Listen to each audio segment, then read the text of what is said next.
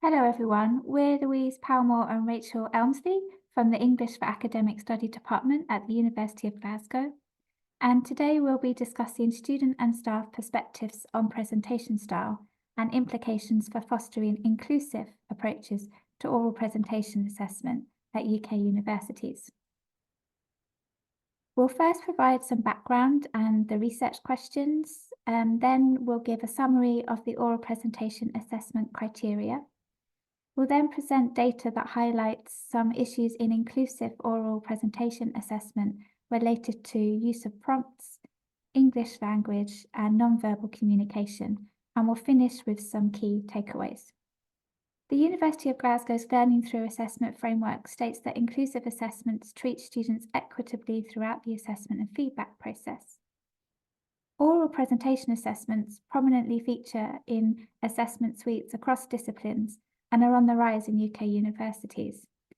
How an oral presentation is delivered, for example, use of prompts, English language use, and body language, is valued by teachers in UK higher education. Yet, in a scoping review of papers that investigate oral demands in UK universities, Heron and colleagues highlighted that there has been insufficient attention paid to the implications for equity in such oral tasks.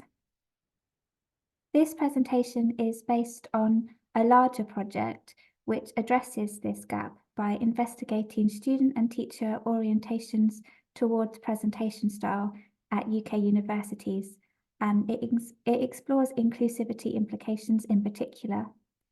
Today, we're aiming to open up fruitful dialogue and action in this area in a way which improves student and staff well-being.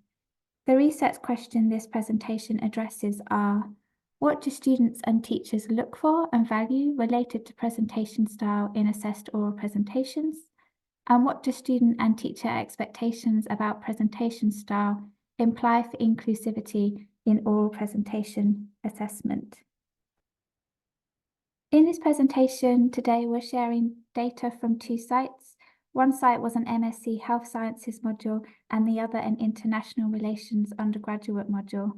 The data collected involved observations of lectures, group presentations, and interviews with teachers and students, as well as document analysis, for example, of the oral presentation marking criteria. Here we can see a summary of the oral presentation marking criteria for each site, and both sites include elements of presentation style.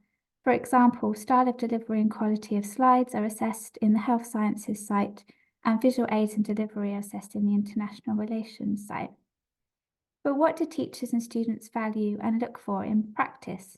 We'll now talk through some of the data on student and teacher perspectives on use of prompts, English language use, and non-verbal communication, and we hope to open up areas of reflection related to inclusivity in these areas.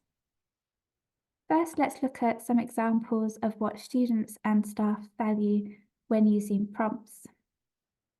Student 5 and Teacher 1 highlight that independence from notes or scripts is valued. Teacher 1 even shares that students from a particular group who read from scripts had received lower marks. I'll give you a bit of time to read the quotations.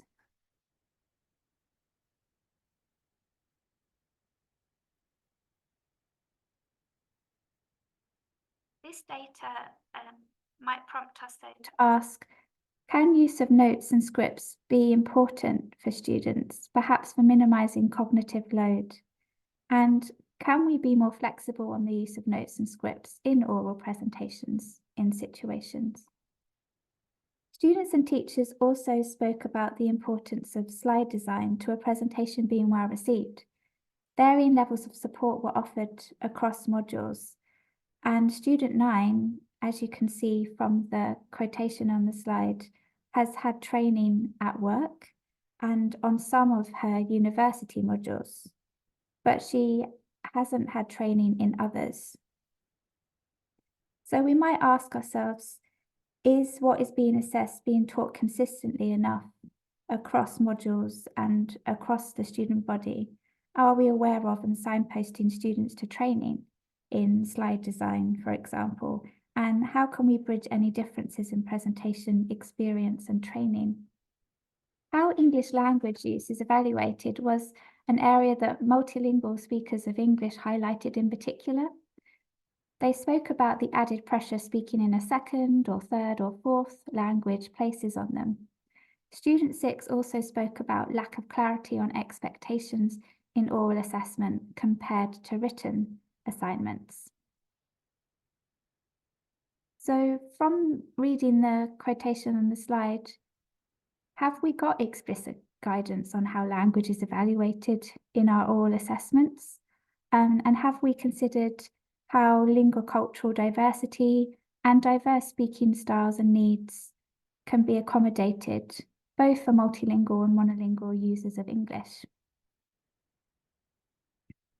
Non-verbal communication was also looked for and valued in a rating discussion in Site 1 and by students in both of the sites. As you can see from the quotations on the slides, body language described as open and relaxed, good hand gestures, and maintaining eye contact, these were all valued in particular. But what do people perceive as relaxed, natural, open body language? How could these perceptions disadvantage or advantage particular groups or individuals? Okay, thanks, Louise. So now we'll move on to some points for reflection about inclusive presentations. First of all, some overarching principles, which are based on the literature. On the first point from the University Accessible and Inclusive Learning Policy, all learners should be facilitated in reaching their academic potential by mainstreaming and embedding inclusive practice throughout. So it's the norm and not the exception. Next, assessment should measure attainment of the ILOs for constructive alignment. Is there anything being assessed that isn't an ILO and that may disadvantage some students, like eye contact or confidence of delivery?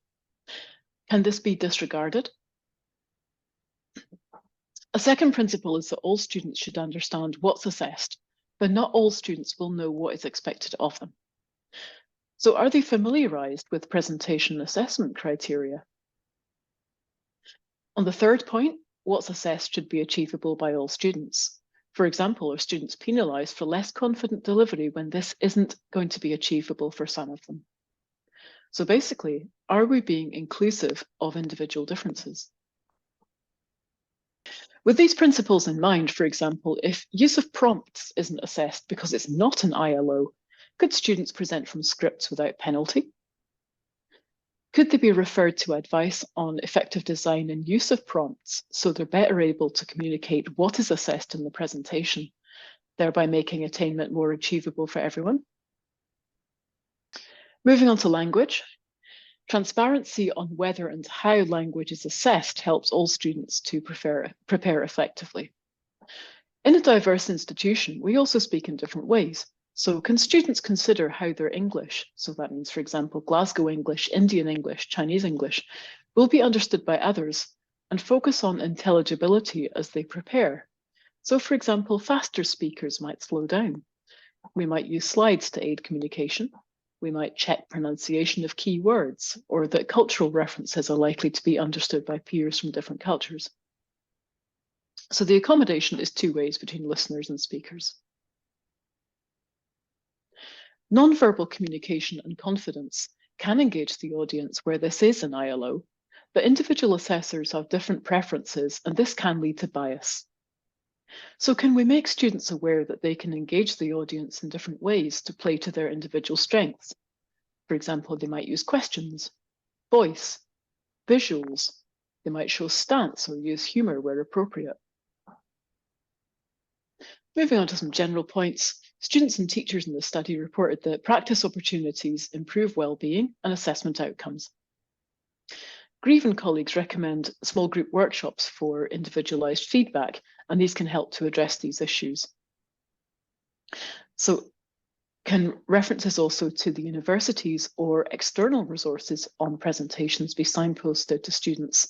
Students may well be unaware of them, and there are some excellent resources out there. Moving on to our overall conclusion, Modelling inclusivity in oral communication isn't just about assessment. We also want students to take this awareness forward as a graduate attribute into a globalised world and into the workplace. Louise's project was funded as part of an ESRC postdoctoral fellowship. Ethical approval was granted and the dataset is available in the UK Data Service repository. Here's our references. Thank you very much for listening to our talk.